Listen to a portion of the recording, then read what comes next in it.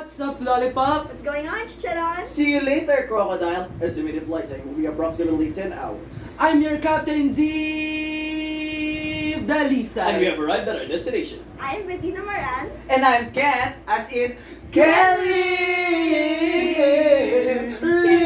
Without you, susunod! And welcome back to our Vlog! So click the subscribe button down below and click the notification bell for more videos.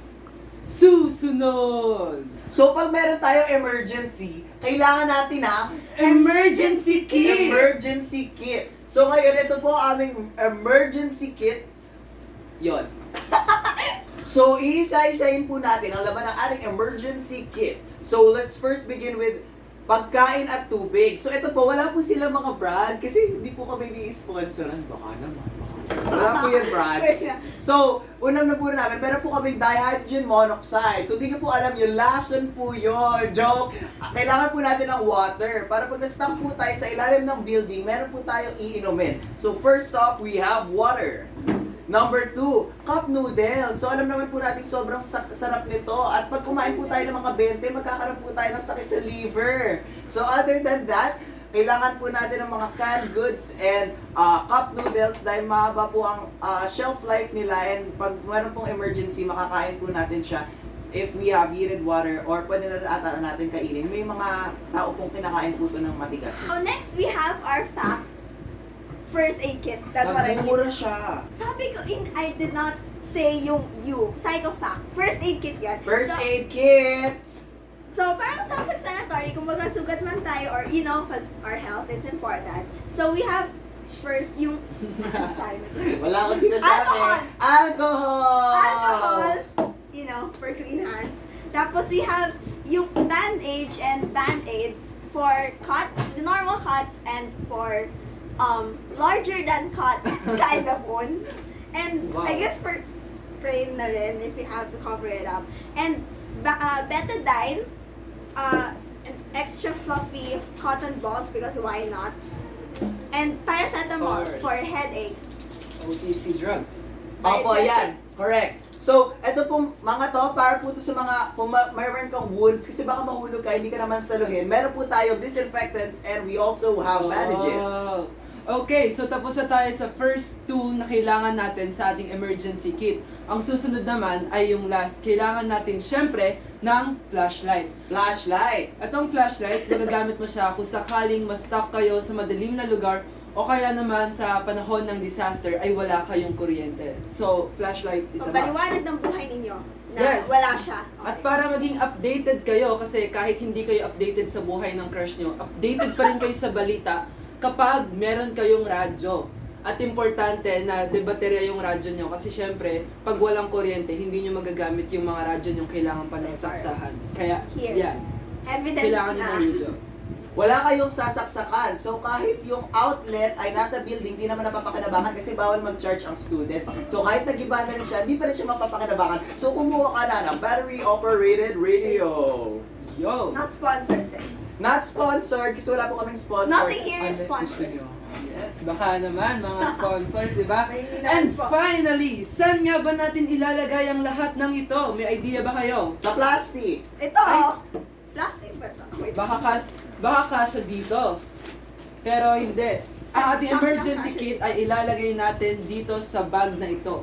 Merong ibang mga tao, or di ko alam kung meron nga ba, na naglalagay sila sa box, pero mas ideal kung backpack yung gagamitin nyo for your emergency kit. Correct. Para in case of emergency, mas madali nyo siyang makuha and mas madali nyo siyang madadala. At Correct. Always ready. Pati pag natabunan kayo ng building, meron kayong unan. yan, tama, kaya hindi na kayo masasaktan pa. Kaya yon, dito natin ilalagay ang lahat ng ito. So ilalagay na po natin, ay nahulog sa'yo. Madali. Di mo naman ilagay, sinalo. ilagay nyo na sa bag. Okay, let's go! 2,000 years later. So nalagay na po namin lahat ng aming kailangan sa ano ba yan? Yung Lucky Me. Yakisoba! Pati ba naman sila lalokohin mo? Pero di ko kaya bumitaw, ibigay, masasaktan. So, meron kaming prepare na special segment para lang sa inyo. Nag-invite kami ng special guest to further explain why this kind of kit is essential sa atin in the event of an emergency. Susunod! So before anything else, we would just like to say this pillow po is a substitute kay Mr. Can't Live Without You. Kasi he's now Mr. Can't Live. We requested that you grace our vlog with your presence in the Bahamas to further explain to us po kung gaano po ka-essential itong mga emergency kit na to. So to start off, having an emergency kit is very essential for your survival of you, yourself, and your family. And when you prepare an emergency kit, you must include items such as food, water, power, gas, and of course your first aid kit. Baka ma-aksidente kayo. So ingat ka natin ito ng mga neto. Sorry, natatay na ako. Flashlight, check. Radio, check. Wow, ba't nakabalot dito? First aid kit, check. For hygienic purposes. Foods, check. That's excellent. Thank you, Mr. Brian. Ang buwan ng Hulyo ay ang National Disaster Resilience Month. Kaya tayo dapat ay lagi mag-ihanda sa kahit anong sakuna. Kaya magbibigay ako ng motto, ang buhay ay parang weather lang. Kung bukas importante ka, bukas hindi. Thank you, Mr. Brian, for joining us all the way from the Bahamas to join us for our vlog today. Please click the subscribe button down below and click the bell notifications for notifications whenever we post new videos. Yeah. Yeah. Again, I am Kelly. Without you. And she is. I am Bettina Moran. And I am Zee Dalisay. Thank you for watching and please stay tuned for more. See you next time. Bye. Bye guys. Pero kayo na bias ni ano?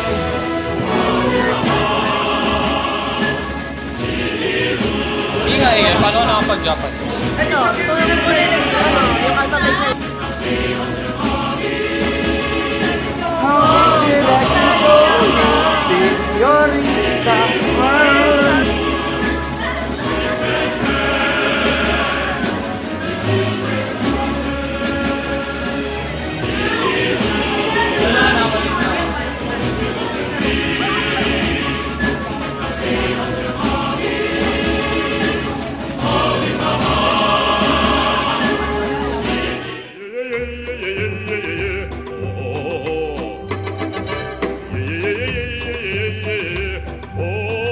Knock knock. Who's there? Divergent. Divergent. 1, 2, 3. Like a virgin. Hey. Touch for the very first time.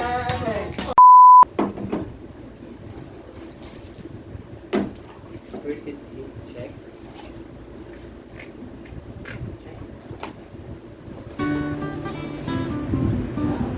Wait lang, ano yan?